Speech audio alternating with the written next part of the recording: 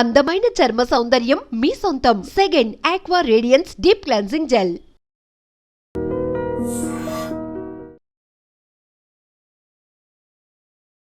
ఈ మధ్య కాలంలో రిపీట్ మోడ్లో వింటున్నటువంటి ఒక పాట ఉర్రు తొలగిస్తోంది, ప్రతి ఒక్కరిని కనెక్ట్ చేస్తోంది. సాధారణంగానే జనపదాల్లోంచి పుట్టినటువంటి జానపదం పాట అంటే ప్రతి ఒక్కరికి ఇష్టమే, అవి వైరల్ అవుతుంటాయి, ప్రతి ఒక్కరూ పాడుకునేలా చేస్తుంటాయి. బట్ ఇప్పుడు వైరల్గా ట్రెండింగ్లో ఉన్నటువంటి పాట పాడినటువంటి సింగర్ అండ్ లిరిసిస్ట్ మనతో పాటుగా ఉన్నారు. రఘుకుల తిలక రారా కొండల స్వామి గారు, వాళ్ళ అబ్బాయి మణికంఠ గారు. నమస్కారం అండి ఇద్దరికి. కొండల స్వామి గారు ఒక మంచి పాటను పాడి మాకు అందించినందుకు ధన్యవాదాలు మీకు. నమస్కారం. మనం ఇంటర్వ్యూ స్టార్ట్ చేసే ముందు ఒక్కసారి ఆ పాటతోనే స్టార్ట్ చేద్దామా? అలాగమ్మా.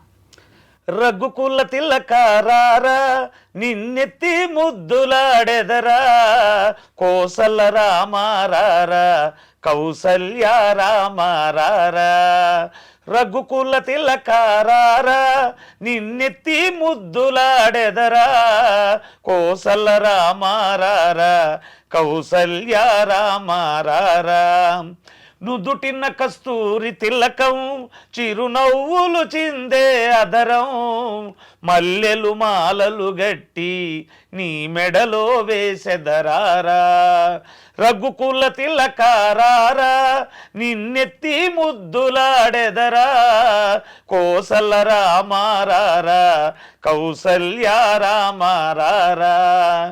వెండి గిన్నెలో పాలు అవి నీకై ఉంచితిరారా, అల్లరి చేయగమాని నువ్వారగించగరారా.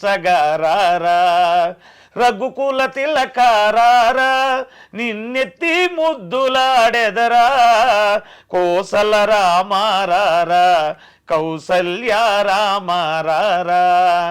బుగ్గన చుక్క పెట్టి నీ కనులకు కాటుకబెట్టి, నా మనసును మాలగజేసి నీ మెడలో వేసెదరారా. రఘుకుల తిలక రారా, నిన్నెత్తి ముద్దులాడెదరా, కోసల రామారారా, కౌసల్య రామారారా. నా మనస్సుని మాలగా చేసి నీ మెడలో వేసేదురా. ఎంత బాగుందండి నిజంగా. అలా కళ్ళు మూసుకొని ఉంటే ఎదురుగా బాలరాముడు ఆనందపడుతున్నాడేమో, సంబరపడుతున్నాడేమో అనిపించేంతగా. అందులోనూ మీ వాయిస్ ఈ పాటకి పర్ఫెక్ట్గా సరిపోయింది. అసలు మీరు కాకుండా మీరు కూడా పాడతారా మణికంఠ? నేను పాడతాను. ఏ పాట పాడతారు మీరు? రెగ్యులర్గా ఈ పాట పాడారా లేకుంటే వేరేనా? మామూలు వేరే నేను పాడిన సాంగ్స్ వేరే ఉన్నాయి మేడం. ఈ పాటను ట్రై చేశారా మీరు? ఈ పాట అంటే లైవ్లో పాడతాను మేడం, మామూలుగా ప్రోగ్రామ్స్ అప్పుడు. కాకుంటే కొండల స్వామి గారు నిజంగా బాలరాముడు ఆనందపడుతున్నాడు కావచ్చు అక్కడ. ఎప్పుడెప్పుడు నేను పాలు తాగాలా అని ఎదురు చూస్తున్నాడేమో అనిపిస్తోంది. ఈ పాట ఎలా దొరికింది అసలు ఈ పాట మీకు? అసలు ఇది మేడం ఒక 40-50 సంవత్సరాల నుండి ఎక్కడైనా, ఇంతకుముందు ఇప్పుడు మనం కర్రలు తీసుకొని మురళీ కోలాటం భజన వచ్చింది. అంతకుముందు చిడతలతో పాండురంగడ భజన అని ఉండేది. అప్పటి నుంచి కూడా ఈ పల్లెటూళ్ళల్లో శ్రీరామనవమి సందర్భాల్లో ఈ పాండురంగడ భజనలు ఈ పాటలు పాడుతూ ఉండేవాళ్ళు. అయితే చిన్నప్పటి నుంచి వింటున్నాను. నేను ఆర్కెస్ట్రా పెట్టిన తర్వాత లైవ్లో కూడా పాడుతున్నా. ఇంతకుముందు కొంతమంది కూడా చేసున్నారు. అయితే ఆ పాట నేను ఒక సందర్భం ఊహించుకొని చేశా. ఇప్పుడు అందరూ పాడతారు, నాకు మనస్సులో ఒక సందర్భం ఉంది. మాతృవాత్సల్యంతో చూడండి, శ్రీరాముణ్ణి కౌసల్య కంది, రామాయణంలో పెంచింది కైక అని చెప్తున్నారు. ఈ కైకాదేవి ఆ బాలరాముణ్ణి చక్కగా అలంకరించి అన్నం తినని మారాన్ చేస్తూ ఉంటే, ఆ అన్నం తినిపించడానికి ఆవిడేం చేస్తుంది? రఘుకుల తిలక రారా, ఈ రఘువంశాన్ని ఉద్ధరించేటువంటి వాడు, మణిమకుటమైనటువంటి వాడివి నువ్వు, రాయ్యా నిన్ను ఎత్తుకొని ముద్దాడతానని ఆ మాతృవాత్సల్యం ఇది మనసులో ఫీల్ అయ్యి, అందులో దానికి తోడు మన ఇండియాలో ప్రతి ఒక్కరికి ఒక కళ ఉండేది. మరి ప్రతి ఊళ్ళో గుడి ఉంది, ప్రతి హృదయంలో రాముడు ఉన్నాడు. కానీ శ్రీరాముడు పుట్టిన నివాసంలో ఆయనకంటూ ఒక గుడి లేదు, అయోధ్యలో లేదు. అప్పుడు ప్రతి ఒక్కళ్ళ మనసు కలస వేసేటువంటి విషయం. ఇందులో ఏమైందంటే మన ప్రధానమంత్రి గారు ఈ వివాదం ముగిసి బాలరాముడు వస్తున్నాడని చెప్పిన సందర్భాన్ని ఊహించుకొని మన భారతదేశానికి బాలరాముడు, లోకాభిరాముడు, జగదభిరాముడు. ఎందుకంటే చూడండి మేడం, మనకు ముక్కోటి దేవతలు అంటారు, అవును. అందరూ చెప్పిన వాళ్లే, కార్యాచరణ ద్వారా చేసి చూయించిన వాడు శ్రీరాముడు, అన్ని యుగాలకు దేవుడు. అటువంటి ఆదర్శమూర్తి బాలరాముడుగా మన భూమి మీద ఏ దేశానికి లేనటువంటిది, ఇది కర్మభూమి, వేద భూమి అని ఇండియన్ అంటారు. అటువంటి భూమి మీదకి ఆయన వచ్చేటప్పుడు ఆ బాలరాముణ్ణి ఎంత ఆప్యాయతగా మనం ఆహ్వానించాలని నా మనసులో బాధ.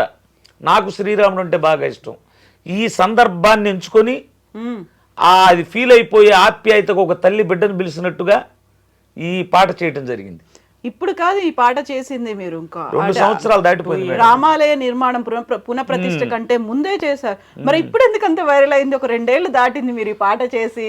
అంటే ఈ పాట చేసాం మేడం, అప్పుడు పాడితే బాగానే ఉంది, కానీ పాట 1 మిలియన్ 2 మిలియన్లు అట్ట వెళ్తా ఉంది. ఈ రాముడి ప్రతిష్ఠ అప్పుడు అవి కొంచెం కదిలింది పాట.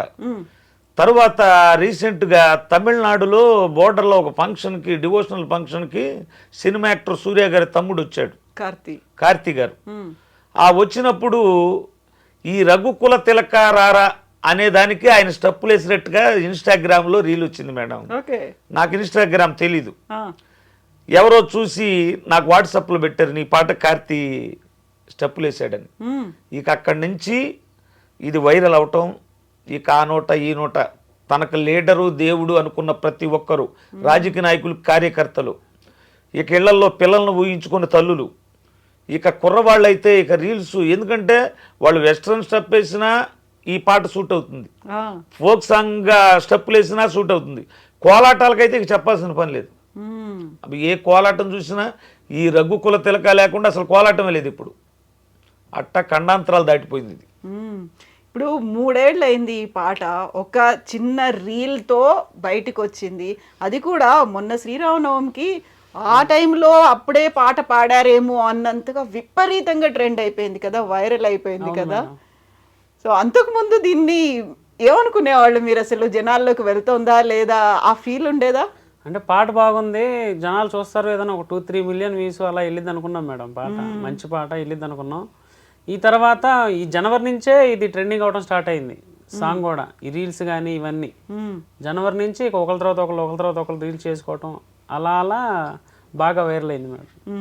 సో ఇప్పుడు రఘుకుల తిలక రారా అంటే వాడిని రమ్మని పిలుస్తున్నాం, ఒక బాబుని చిన్నోడిని పిలిచినట్టుగా అలా పిలుస్తున్నాము. అయితే రఘుకుల తిలకుడు శ్రీరాముడిని రారా అని పిలవడం అంటే ఎంత మాధుర్యము, లేకుంటే ఎంత ఆప్యాయత, ఎంత ప్రేమ ఉంటే అంత పిలుస్తారు.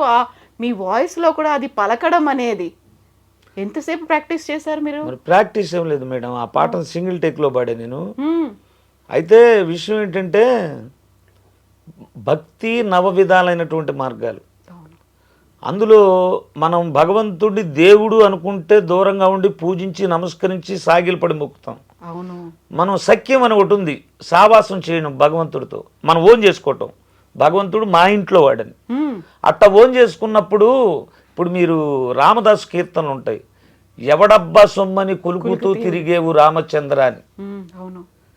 మరి అంత మాత్రాన భగవంతుడిని తిట్టినట్టేనా రామదాస్ గారు? అది లోపల ఉన్నటువంటి ప్రేమ. నేను కొంతమంది నాకు కామెంట్లు వచ్చినాయి మేడం, అంతలావు దేవుణ్ణి పట్టుకొని కొండసం రారా పోరా అంటున్నావు, ఇది ఎంతవరకు న్యాయమని కామెంట్లు చేశారు. దానికి నేను సమాధానం ఛానల్ ద్వారానే చెప్పా. అయితే భగవంతుడిని ఒరేనంత మూర్ఖుని కాదు, అందులో నాకు ఇష్టమైన దేవుడు, నేను ప్రతినిత్యం రామ ఆనందే నాకు పొద్దుపోదు. నేను ఆటో నడుపుతాను మేడం, అనౌన్స్మెంట్ ఆటోలు నడుపుతాం, మా అబ్బాయి నేను మైకులు కట్టుకొని పాసింజర్లు తోలం. ప్రతి ఆటో వెనక రాముడే నా దైవం అని ట్యాగు ఇప్పుడు కాదు, ఎప్పుడు 30 సంవత్సరాల క్రితం తగిలిచ్చింది. అప్పటి నుంచి, ఎందుకంటే ప్రతిరోజు రామాని పలకాలి. ఒకటి నాకు ఈ లైఫ్ ఇచ్చింది అయ్యప్ప స్వామి, అయ్యప్ప స్వామిని కూడా ప్రతిరోజు పిలుచుకోవాలని మా అబ్బాయికి మణికంఠ అని పెట్టే పేరు. ఈ అట్టటప్పుడు ఒక తల్లి బిడ్డని రమ్మని పిలవటం ఇది, అంతేగాని రారా అంటాం కాదు. అది దానికి అర్థం చెప్పాను నేను.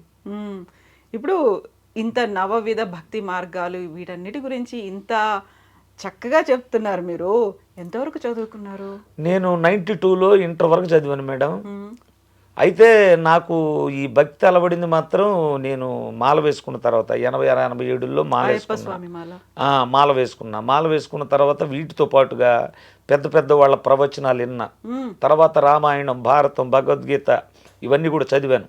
చదివిన తర్వాత కొద్దిగా నాకేం అర్థమైందంటే కలియుగంలో ఈ సంకీర్తన, ఈ భజనకున్నంత శక్తి దేనికి ఉండదనేటువంటిది ఉపనిషత్తులో ఒక వాక్యం ఉంది మేడం. కృతే యాజన్ యజ్ఞస్తత్రేతాయాం ద్వాపరే ధ్యాయాన్ యదాప్నోతి తదాప్నోతి కలియుగే సంకీర్త కేశవం. నీకు కృతయుగం, త్రేతాయుగం, ద్వాపర యుగాల్లో యజ్ఞయాగాది క్రతువులు చేస్తే ఎంతైతే ఫలితం వస్తుందో కలియుగంలో సంకీర్తన రామ, శ్రీరామ అంటే అంత ఫలితం వస్తుందని ఉంది. మన పూర్వీకులు కాశీ వెళ్ళేవాళ్ళు, అక్కడ చనిపోతే కైలాస ప్రాప్తి కలిగేది. కాశీలో కూడా ఆ చనిపోయేవాడి చెవులో చెప్పేది శ్రీరామ, ఇదే శబ్దం మేడం. రామనామం అంత రుచికరమైంది, అయితే దాన్ని ఆస్వాదించగలిగి ఉండాలి. ఇదే రామదాస్ చెప్పాడు, శ్రీరామ నీ నామం ఎంత రుచిరాని. అంత రుచిగా ఉంటుంది రామనామం, కాకపోతే అలవాటు చేసుకుంటే.